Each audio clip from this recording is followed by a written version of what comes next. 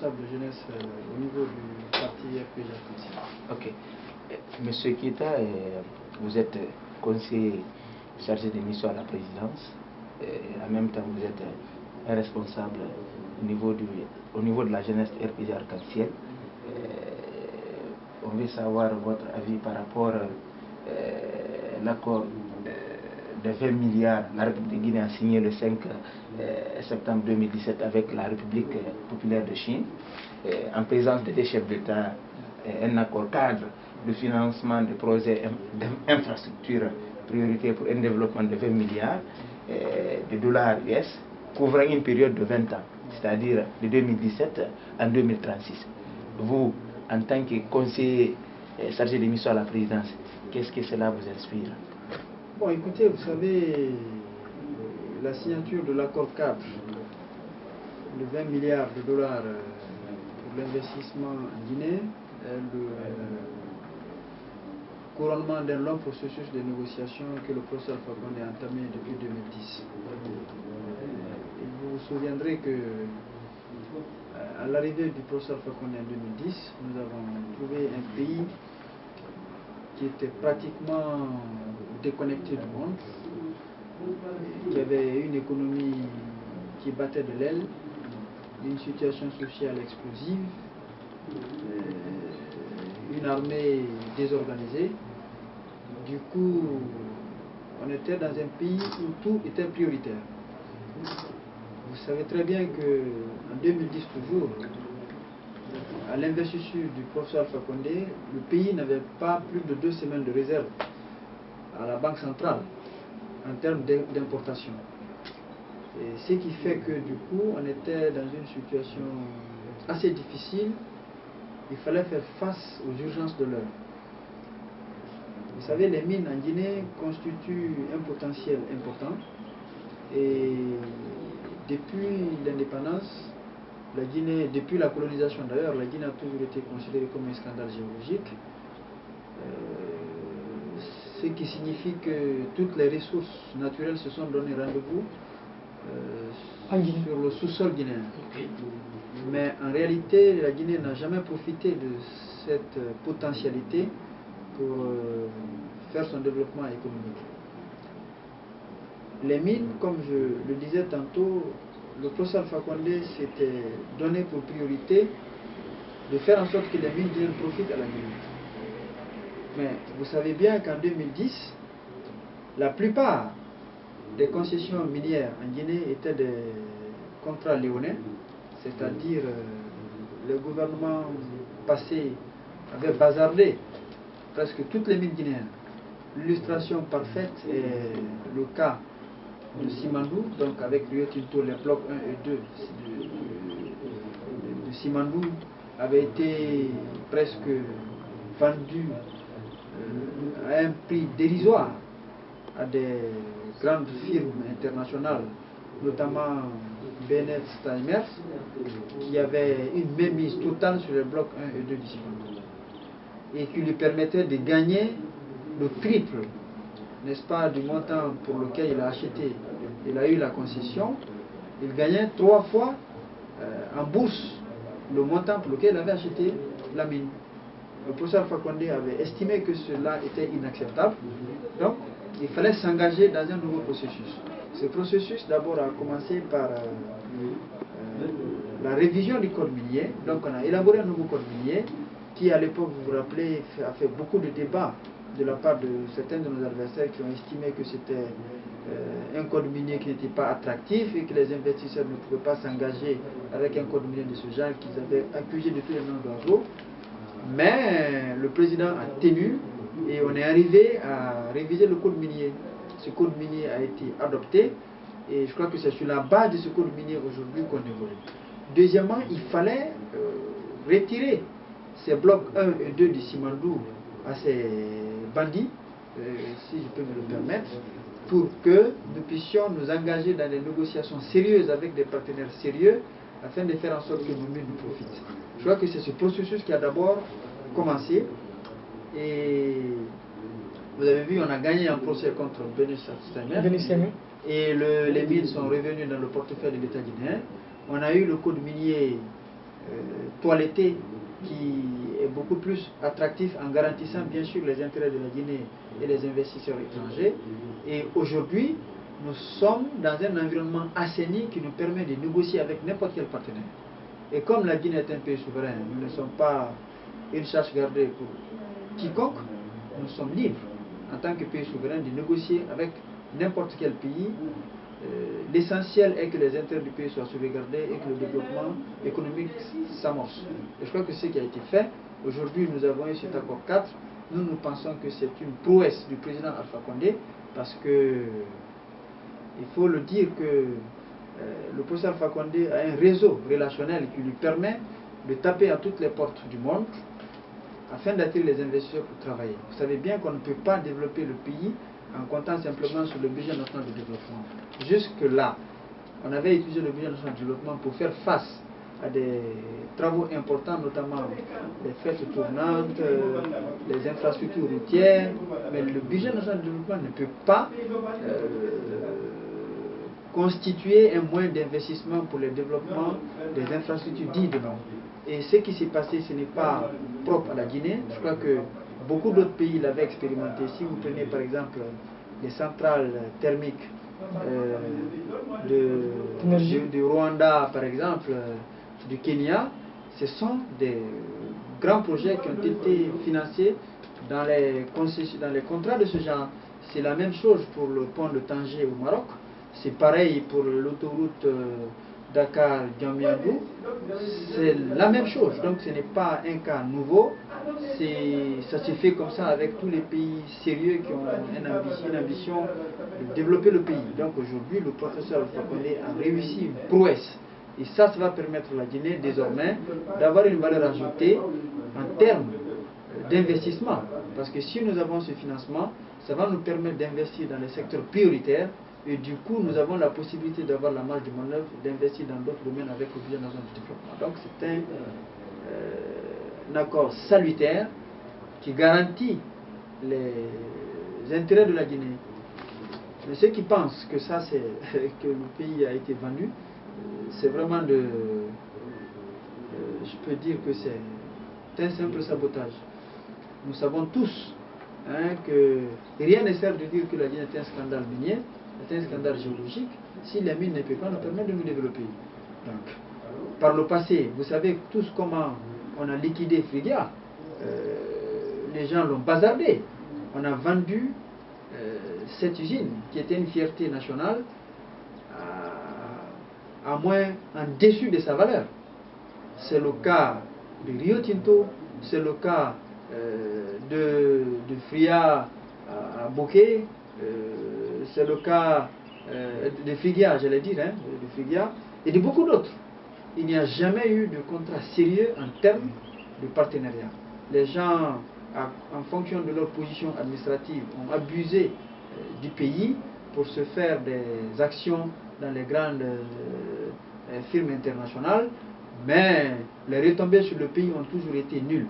Mais aujourd'hui, avec cet accord 4, nous avons la possibilité, vous savez, de financer dans un premier temps le projet d'autoroute Koya Mamou Dabola, et puis nous avons la possibilité de créer 4 universités régionales de standing international qui pourront recevoir plus de 50 000 étudiants chacune. Nous allons avoir la possibilité de faire la voirie des Conakry. Vous savez, aujourd'hui, la priorité, comme le président le disait tantôt, aujourd'hui pour nous, c'est régler la question de l'insalubrité et des voiries urbaines à Conakry. Parce que nous avons fait les fêtes tournantes, ce qui nous a permis de doter des préfectures, des infrastructures modernes et des infrastructures routières qui, depuis l'indépendance, n'en avaient pas reçu. Maintenant, notre priorité, c'est de travailler à redorer l'image de Conakry à travers la voirie urbaine et la question de l'insalubrité. Et le reste, c'est un montant qui va être financé par un consortium de banques chinoises, et chaque fois que le pays aura monté un projet viable et fiable, le financement va être obtenu et progressivement l'argent va être mis à la disposition de la Guinée sur la base bien sûr des projets réaliste et réalisable Ouais. afin d'amorcer notre développement économique. Donc pour nous, c'est vraiment un ouf de soulagement qui va nous permettre de renouer avec l'émergence. Un taux de croissance à 2 chiffres, c'est notre objectif en fin 2018, bien sûr. Ben, du côté de la mouvance présidentielle, comment avez-vous accueilli cet accord cadre obtenu par le professeur Alpha Condé? Non, je le disais tantôt, je disais que c'est une prouesse. Nous, de toutes les façons, on n'est pas étonnés. Je l'ai dit que c'est le... Donc vous pensez que ce n'est pas une surprise? Non, ce n'est pas une surprise, c'est le couronnement d'un processus. Le processus, il a commencé depuis que le professeur Alpha Condé a estimé qu'il fallait réviser le code minier guinéen. C'est la première étape. La deuxième étape, il fallait renégocier tous les contrats qui ont été faits sur la base des copinages. Vous savez bien qu'aujourd'hui, il y a un ancien ministre qui est en prison aux États-Unis, justement à cause de ces contrats léonais. Donc aujourd'hui, nous considérons que c'est l'aboutissement d'un processus enclenché pour le président de la République depuis 2010. Donc pour nous, nous l'accueillons avec beaucoup d'enthousiasme et avec beaucoup d'honneur parce qu'il aura fallu le leadership de notre champion, le professeur Alpha Condé, pour réussir un tel pari. Ok. Monsieur Keita, l'opposition républicaine donnait des dates de manifestations politiques dans notre pays. On sait que s'il n'y a pas de truc, les investisseurs ne vont pas... Le climat favorable. Donc l'opposition aussi, le 20 septembre 2017, vont reprendre les rues. Vous, qu'est-ce que cela vous... quel est votre... par rapport à ça? Honnêtement, je pense que c'est une mauvaise foi de l'opposition, simplement. Hier, je suivais à la télé les acteurs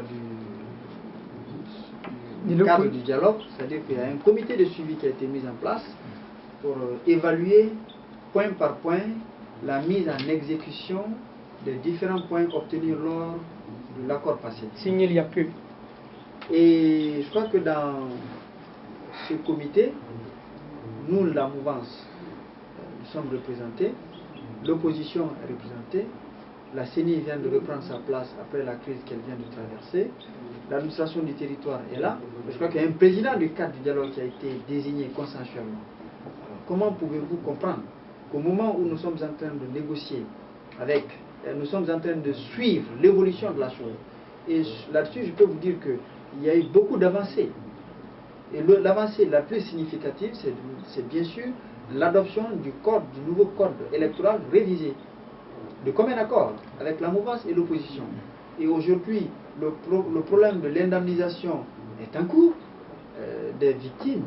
Il fallait trouver à lever les contraintes qui étaient liées à la réalisation de cet autre point.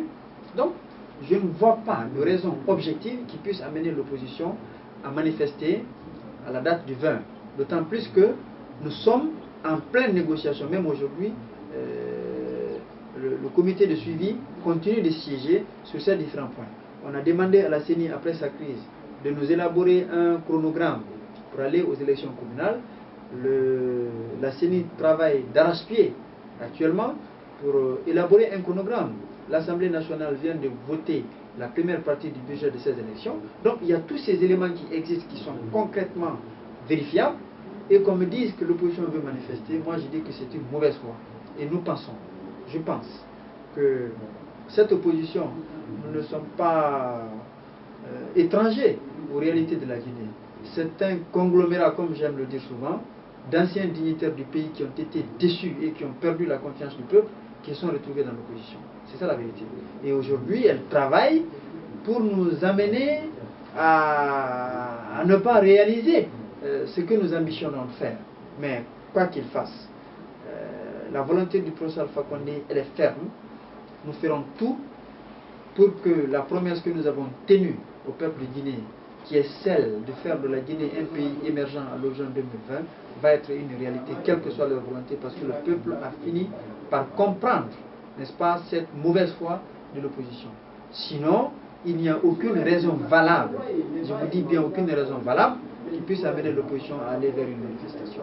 Bon, naturellement, vous savez comment cette opposition est constituée. C'est des anciens premiers ministres, des anciens ministres, des gens qui sont même cités dans les affaires de viol. Mais ça veut dire que c'est des gens, finalement, qui n'ont pas la confiance du peuple. Mais il faut faire ce tapage pour exister, c'est normal. Mais donc nous, vous pensez que nous allons avancer dans notre processus de développement. Vous pensez que c'est juste un coup médiatique pour exister du côté de l'opposition quand on parle de manifestation? Naturellement, il y a deux objectifs visés par l'opposition. Premièrement, c'est se mettre à l'évidence de son existence, c'est-à-dire que l'opposition veut s'assurer qu'elle continue d'exister, premièrement. Deuxièmement, c'est de donner l'impression à nos partenaires que la Guinée est un pays instable. C'est de donner l'impression à nos partenaires que ça ne marche pas en Guinée et du coup décourager ceux qui veulent investir dans notre pays. Mais je vous rassure que nous sommes déterminés, les investissements avec nos partenaires vont continuer et la population guinéenne, je crois, a compris parce que la preuve, c'est que le professeur Alpha Condé a été réélu Nkukao en 2015, c'est la preuve. Si vous vous rappelez, de 2010 en 2015, il y a eu plus de 100 manifestations organisées par l'opposition en Guinée.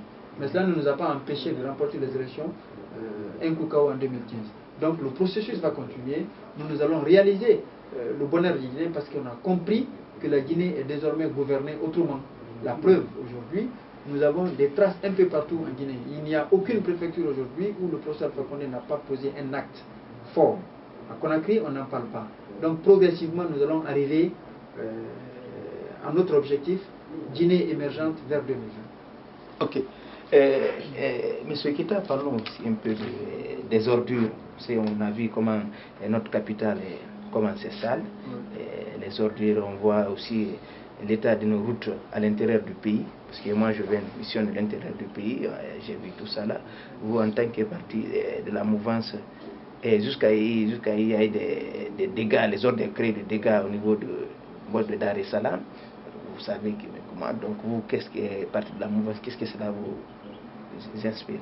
Naturellement, vous savez, la question de l'assainissement, de l'insalubrité à Conakry est une réalité. Comme j'aime le dire souvent, moi je n'ai aucun complexe de dire les choses telles qu'elles sont, quand surtout c'est évident. Mais cependant, il faut chercher à comprendre. Qu'est-ce qui se passe en Guinée? Depuis l'indépendance, nous n'avons pas de dépotoir d'ordures. On n'a qu'un seul dépotoir, compost, depuis l'indépendance. Et tenez-vous bien que la population de Conakry a presque triplé. Augmenté. Ça a triplé. Pendant ce temps, il n'y a eu aucune réflexion sur les perspectives d'avenir.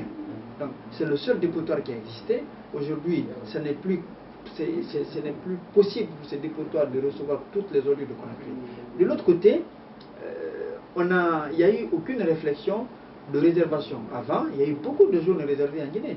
Mais les ministres, les différents gouvernements qui se sont succédés avant nous, se sont accaparés du terrain. Partout aujourd'hui, vous voyez les jeunes jouer dans la rue, ils bloquent la circulation par-ci, par-là, c'est parce que toutes les zones réservées de l'État ont été vendues. Je ne vais pas rentrer dans les détails, sinon vous allez vous prendre la tête. Quand vous voyez les personnalités qui sont citées dans ces dossiers d'hypothèque des domaines réservés de l'État. Donc aujourd'hui, c'est une question qu'il faut régler. Deuxièmement, il y a le fait qu'il n'y a pas eu d'investissement conséquent dans le cadre de l'assainissement.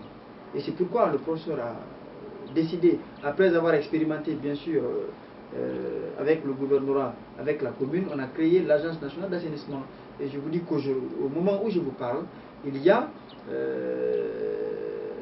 les experts de l'Union européenne qui travaillent avec les cadres de cette agence pour élaborer un appel d'offres en termes pour le recrutement, n'est-ce pas, d'une PME ou alors d'une société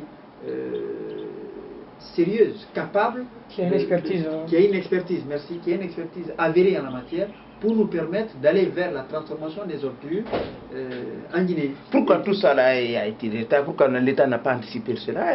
Non, pourquoi l'État n'a pas anticipé? C'est ce que je vous disais. En 2010, nous étions dans un État où tout est prioritaire. Et on a quels moyens? C'est ça le problème. J'aime dire souvent aux gens que l'histoire de la Guinée n'a pas commencé en 2010. Le professeur Alpha Condé est arrivé au pouvoir en 2010. Mais dans quel état il a trouvé le pays? Il faut faire face au problème de l'électricité. Il faut faire face au problème des infrastructures. Il faut faire face à la question de l'emploi des jeunes. Il faut faire face au problème des hôtels.